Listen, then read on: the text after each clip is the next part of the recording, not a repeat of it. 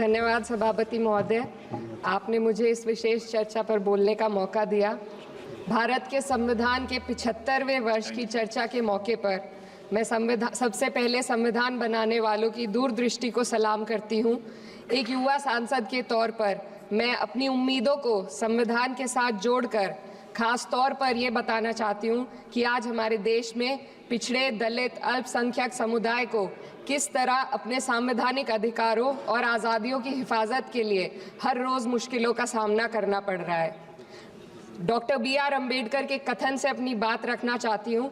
उन्होंने कहा था, मुझे अपने भारतवर्ष पर फक्र है कि जिसके पास ऐसा संविधान है जो लोकतंत्र, समाजवाद और सेक्युलरिज्म को संजोता है। लेकिन आज ऐसा लगता है जैसे संविधान की किताब तो है पर इसे चलाने वालों का ईमान गुम हो गया है। आज हिंदुस्तान में हर वर्ग को किसी न किसी चुनौती का सामना करना पड़ रहा है, मगर अल्पसंख्यक खास तौर पर मुसलमानों पर जो कहर टूटा है वो किसी से छुपा नहीं है। ये लोग सिर्फ अपने मजहबी पहचान की वजह से निशाने पर हैं। संविधान का अनुच्छेद 15 कहता है कि किसी भी नागरिक के साथ धर्म, जाति या किसी और वजह से भेदभाव नहीं होना चाहिए, लेकिन हकीकत इसके उलट है। हालात इस कदर बिगड़ चुके हैं कि hate speech, mob lynching, bulldozer द्वारा घरों को गिराने की घटनाएं आम हो गई हैं। खास तौर पर उत्तर प्रदेश में, जहां ऐसा लगता है जैसे कानून के नाम पर जंगल राज चल रहा हो। संभल में जो हुआ वो सबके सामने है। पुलिस के संरक्षण में निर्दोष लोगों की हत्या की गई और सरकार ने चुप्पी साध ली। अल्पसंख्यकों पर हिंसा बढ़ती जा रही है, मगर सत्ता में बैठे लोग या तो आंखें मूंदे हुए हैं या फिर इन घटनाओं को बढ़ावा दे रहे हैं। हद तो तब हो जाती है जब न्यायपालिका की बात भी अनसुनी कर दी जाती है। सुप्रीम कोर्ट ने मॉब लिंचिंग पर 11 सूत्रीय निर्देश जारी किए थे। इसमें साफ कहा गया था कि राज्य सरकारें और पुलिस इस तरह की घटनाओं को रोकने और दोषियों पर सख्त कार्रवाई करने के लिए जिम्मेदार हैं, लेकिन आज भी इन निर्देशों पर अमल नहीं हो रहा है। हाल ये है कि मॉब लिंचिंग को रोकने की बजाय सत्ता में बैठे लोग आग में घी डालने का काम कर रहे हैं। उनकी जुबान से ऐसी बातें निकलती हैं जो नफरत को और बढ़ावा देती है। ये अशांति अब इतनी गहराई तक फैल चुकी है कि हमारे समाज के धर्मनिरपेक्ष चरित्र पर गंभीर सवाल उठ रहे हैं। साल की शुरुआत में ही कई राज्यों में दुकानदारों को अपने नाम बोर्ड पर लगाने के लिए मजबूर किया गया। इसे सेहत और सुरक्षा के कानूनों का हिस्सा बताया गया, मगर असल मंशा कुछ और थी। ये कदम खास तौर पर मुसलमान दुकानदारों को निशाना बनाकर उठाया गया ताकि उनकी रोजी रोटी पर चोट की जाए। पिछले हफ्ते मुरादाबाद में एक मुस्लिम डॉक्टर को हिंदू बहुल्य मोहल्ले में घर खरीदने पर विरोध झेलना पड़ा। वजह बताई गई कि इससे मोहल्ले की सामाजिक शांति बिगड़ जाएगी।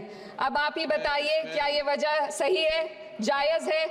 असल में ये छोटी बड़ी घटना इस बात का सबूत है कि सांप्रदायिकता को बढ़ावा देने वाले बयान और नीतियां हमारे समाज को अंदर से खोखला कर रही है। उत्तर प्रदेश में यति नरसिंहानंद ने बेहद घटिया बयान दिया, लेकिन सरकार इन बयानों पर कोई कार्रवाई नहीं कर रही। हेट स्पीच न केवल जनमानस के विचारों को प्रदूषित करती है, बल्कि इससे अब संवैधानिक पदों पर बैठे लोगों को भी प्रभावित कर दिया है। अभी हाल ही में माननीय उच्च न्यायालय इलाहाबाद के माननीय न्यायाधीश ने ऐसे बयान दिए जिसका संज्ञान खुद सुप्रीम कोर्ट को लेना पड़ा। संविधान के अनुच्छेद 29 और 30 ने अल्पसंख्यकों को उनके मजहबी और सांस्कृतिक हक दिए हैं ताकि वो अपनी पहचान को बचा सके और अपने संस्थान चला सके, लेकिन आज उन्हीं हकों पर हर तरफ से चोट की जा रही है। वक्फ जैसे बिल लाकर उनके धार्मिक अधिकारों को छीनने की कोशिश की जा रही है। आज अल्पसंख्यक समुदाय को संविधान द्वारा दिए गए अपने बुनियादी अधिकार पाने के लिए लंबी लड़ाई लड़नी पड़ रही है। ऐसे कई मामले अदालत ने न्याय देकर संविधान की रक्षा की है, लेकिन अदालती प्रक्रिया में जो समय लगता है उसकी वजह से देश के सामाजिक ताने बाने को भारी नुकसान उठाना पड़ता है।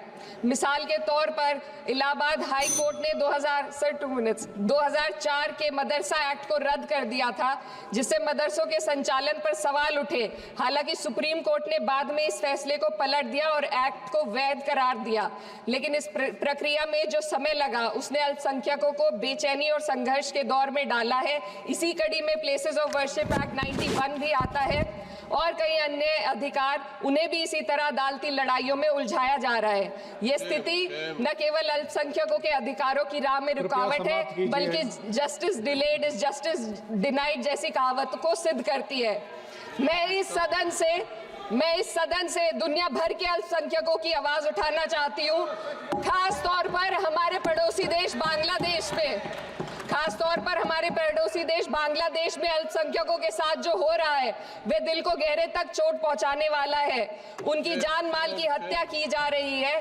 बांग्लादेश हो या हिंदुस्तान हो या कोई और देश, अल्पसंख्यकों की सुरक्षा, इज्जत और अधिकारों की हिफाजत हर सरकार की सबसे पहली जिम्मेदारी होनी चाहिए। मैं इस सदन से अपने देश के अल्पसंख्यकों के साथ बांग्लादेश के पीड़ित अल्पसंख्यकों की आवाज को एक साथ उठाना चाहती हूँ। ये वक्त की पुकार है कि हम सब मिलकर ये सुनिश्चित करें कि किसी भी इंसान को उसकी पहचान या मजहब के कारण डर कर जीने पर मजबूर ना होना पड़े। जहाँ हक छीने जाते हैं वहाँ अमन खो जाता है। ये बात हर सरकार को समझनी चाहिए। अगर हम सच में अपने संविधान का सम्मान करना चाहते हैं तो हमें नफरत और भेदभाव को खत्म करना होगा। हमें ये दिखाना होगा कि ये मुल्क हर वर्ग, हर जाति, हर धर्म और हर समुदाय का है, और जब तक ऐसा नहीं होगा तब तक संविधान की आत्मा सिसकती रहेगी। सर, अपनी बात को खत्म करते हुए मैं एक शेर अर्ज करना चाहती हूँ। ये दाग दाग उजाला, ये शब गजीदा शहर, वो इंतजार था जिसका, ये वो शहर तो नहीं। लेकिन अगर इस सदन में बैठे हम सभी सदस्य ये ठान ले कि हमें संविधान के मूल्यों को लागू करना है और उसे लागू करने का प्रयास करें, तो वह सुबह जरूर आएगी जिसके लिए लाखों भारतवासियों ने अपने जानों की कुर्बानी दी थी। श्री हनुमान बेनीवाल जी। धन्यवाद सभापति जी।